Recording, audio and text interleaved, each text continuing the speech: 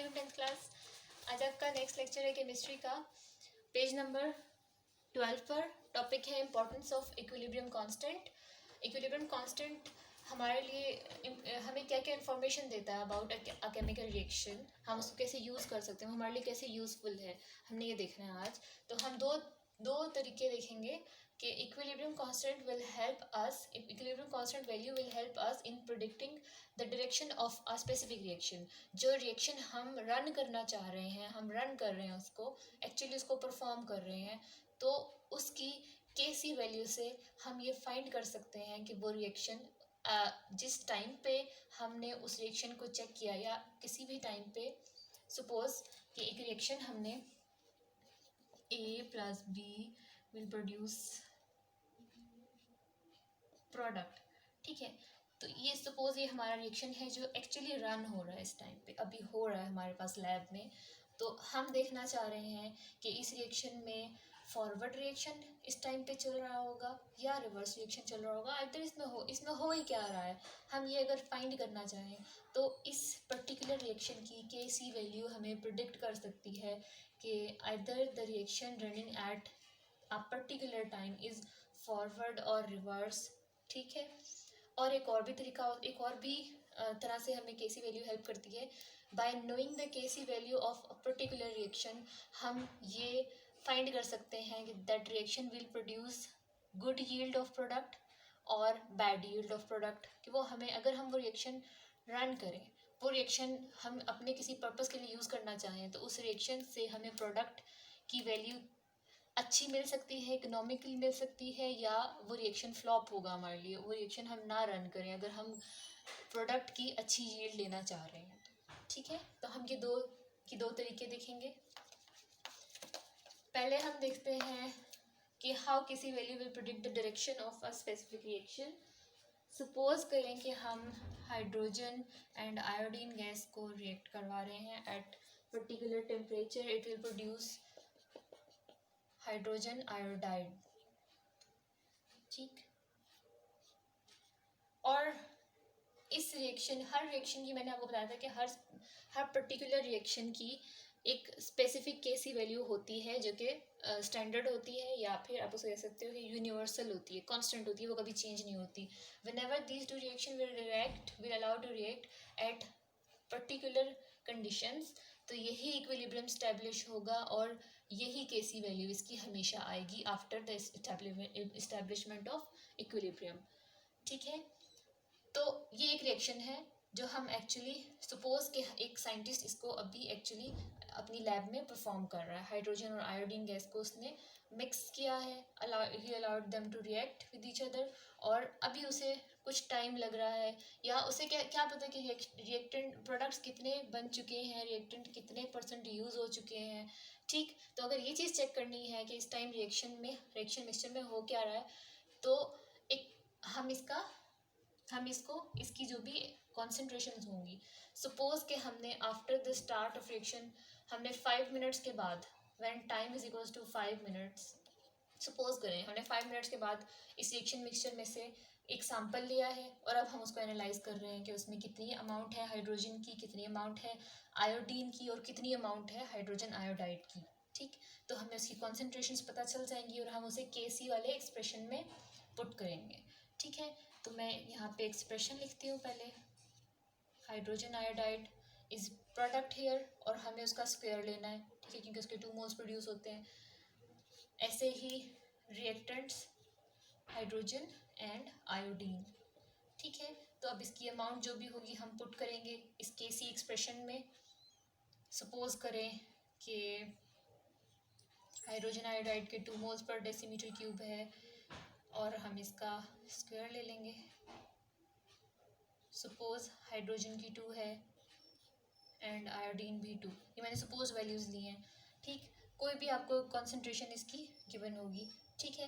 तो ये आपने एक्चुअली रिएक्शन रन होने के 5 मिनट्स के बाद रैंडम टाइम पे ये सैंपल लिया और उसमें से चेक किया कि हाइड्रोजन की कॉन्सेंट्रेशन उसमें इतनी है, हाइड्रोजन आयोडाइड की कॉन्सेंट्रेशन इतनी है, हाइड्रोजन और आयोडीन की ये कोई भी कॉन्सेंट्रेशन है। जब आप इसको सॉल्व करोगे, सपोज आपके पास कोई वैल्यू आई है, मैंने उसे x कह दिया, ठीक है।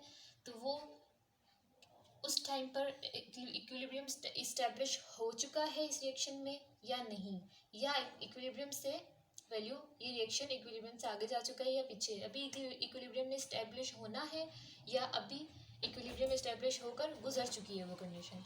तो ये चीज़ प्रिडिक्ट कैसे होगी, जो भी ये हमने इक्विलिब्रियम एक्सप्रेशन के अंदर किसी भी रैंडम टाइम में कॉन्सेंट्रेशंस पुट करके जो वैल्यू निकाली है, that will be called as reaction quotient. उसको हम क्यू से मेंशन करते हैं, क्यू सी, रिएक्शन कोशेंट कहते हैं उसको, ठीक है। तो आप कह सकते हो it is the equilibrium constant at random time, जब इक्विलिब्रियम एक्चुअल में डेवलप नहीं हुआ था, ठीक है। ये रैंडम टाइम में हमने ये वाली वैल्यूज निकाली है, ठीक। तो अब जो भी इस रिएक्शन का, इस एक्चुअल रिएक्शन का रिएक्शन कोशेंट निकला, जो भी आंसर आया यहाँ पे, एक्स वैल्यू जो भी है, हम उसको इस रिएक्शन की नॉन स्टैंडर्ड ट्रू केसी वैल्यू के साथ कंपेयर करेंगे, ठीक है। तो इसकी कुछ भी लिटरेचर में इसकी कुछ भी केसी वैल्यू दी होगी, जैसे कि आपकी बुक में मेंशन है, the KC value for this particular reaction is 57,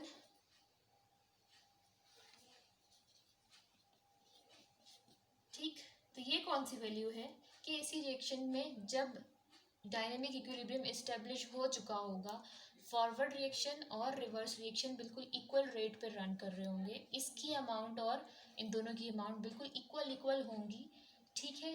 तब हम अगर ये इक्विलिब्रियम एक्सप्रेशन के अंदर ये वाली वैल्यूज इनकी अमाउंट्स पुट करके आंसर निकालें तो इट शुड बी 57, ठीक है। जब भी ये रिएक्शन किया जाए तो आंसर आना चाहिए 57, लेकिन अभी क्या आ रहा है, रैंडम टाइम में जब हमने ये वैल्यूज पुट की तो क्या आंसर आ रहा है, x, ठीक है। सपोज करें, अब हम तीन कंडीशंस सपोज करते हैं कि suppose this x value is, या value of Q C is less than K C, जो के सी कॉन्स्टेंट वैल्यू है उससे लेस अभी हमारे पास रेशो आ रही है ये वाली, ठीक। तो इसका क्या मतलब है, इसको हम ऐसे कंसिडर करते हैं, क्यू सी का क्या मतलब था, प्रोडक्ट्स बाय रिएक्टेंट्स, ऐसा ही होता है ना, equilibrium expression, equilibrium constant expression के अंदर प्रोडक्ट बाय रिएक्टेंट्स ही होता है। तो अगर Q C value is smaller than the known or true K C value, तो हम क्या प्रिडिक्ट करेंगे कि it shows that Q C value is directly proportional to amount of products, ऐसा ही है ना, and it is inversely proportional to amount of reactants. If it is smaller, it ultimately means that the amount of reactant is larger than the products, ठीक है। जब denominator larger value होगी तभी तो आंसर स्मॉलर आएगा ना, ठीक है। तो smaller KC value for any reaction at any random time will indicate that कि अभी तक रिएक्टेंट्स की अमाउंट ज़्यादा है, यानी कि रिएक्टेंट्स की अमाउंट ज़्यादा होने का मतलब है अभी reaction equilibrium constant equilibrium condition तक नहीं पहुंचा, अभी इनफ अमाउंट ऑफ प्रोडक्ट नहीं जनरेट हुआ। जब enough amount of product generate होगा तो तब रिवर्स रिएक्शन स्टार्ट होगा ना। तो अभी जो रिएक्शन चल रहा है इस रिएक्शन मिक्सचर में वो सिर्फ फॉरवर्ड रिएक्शन है, ठीक है। It indicates that the reaction running at this particular time in the reaction mixture is forward reaction, ठीक है। अब इसी तरह हम सपोज करते हैं कि सपोज ये जो x वैल्यू आई थी, ये यानी QC की जो वैल्यू हमने कैलकुलेट की थी वो KC से ग्रेटर आई है। सपोज अगर ये ग्रेटर आ जाती तो हम कहते कि हम इसको कैसे एनालाइज करते, कैसे अज्यूम करते कि if KC value is greater, if this value is greater than it indicates that the value in the numerator is greater, ऐसा ही है ना। जब न्यूमरेटर ग्रेटर होता है तो आंसर ग्रेटर आता है, डिनोमिनेटर स्मॉल होता है तो आंसर ग्रेटर आता है, ठीक है। तो अभी greater QC value indicates that there is less amount of reactants in this reaction mixture at a particular time, ठीक है। And on the other hand there is more amount of product in this reaction mixture at this particular time. तो इससे क्या indicate हो रहा है, अगर product ज़्यादा है, क्यूसी वैल्यू इंडिकेट कर रही है कि प्रोडक्ट जो है वो ज़्यादा अमाउंट में मौजूद है और रिएक्टेंट्स बहुत कम अमाउंट में मौजूद हैं इस टाइम पे, जिस टाइम पे हमने उसकी कॉन्सेंट्रेशन चेक की है। तो ये क्या चीज़ इंडिकेट कर रहा है कि फॉरवर्ड रिएक्शन तो कंप्लीट हो चुका है, इस टाइम पे क्या रन हो रहा है, रिवर्स रिएक्शन, क्योंकि यहाँ पे हमारे पास प्रोडक्ट की अमाउंट बहुत ज़्यादा है, प्रोडक्ट बन चुका है बहुत ज़्यादा। It means forward reaction complete हो चुका है और इस टाइम जो रन कर रहा है रिएक्शन मिक्सचर में, जो रिएक्शन रन कर रहा है that is the reverse reaction. ठीक है, क्योंकि प्रोडक्ट्स हाई अमाउंट में हैं तो प्रोडक्ट्स ब्रेक डाउन होके रिएक्टेंट्स जनरेट कर रहे हैं इस वक्त।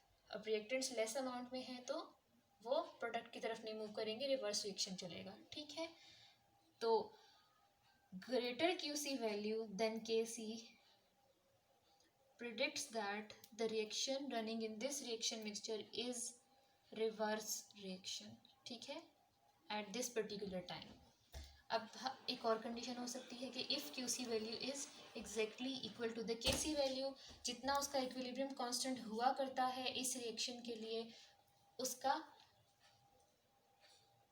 उसकी जो केसी एक्सप्रेशन में वैल्यूज पुट करने से एग्जैक्टली वही वैल्यू आई है। इफ़ यहाँ पे 57 ही आए, ये जो 57 वैल्यू है क्यूसी की वैल्यू भी उतनी ही आए, तो हम ये कहेंगे कि at this time the reaction mixture is in dynamic equilibrium state.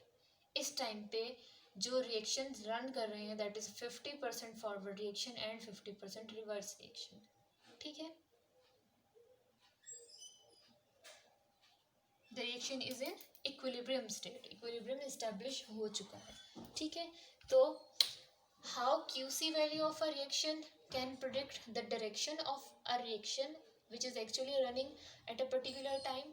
कैसे हो सकता है, आपने ये 3 पॉइंट्स इसमें बनाने हैं, 3 हेडिंग्स बनानी है। If QC value is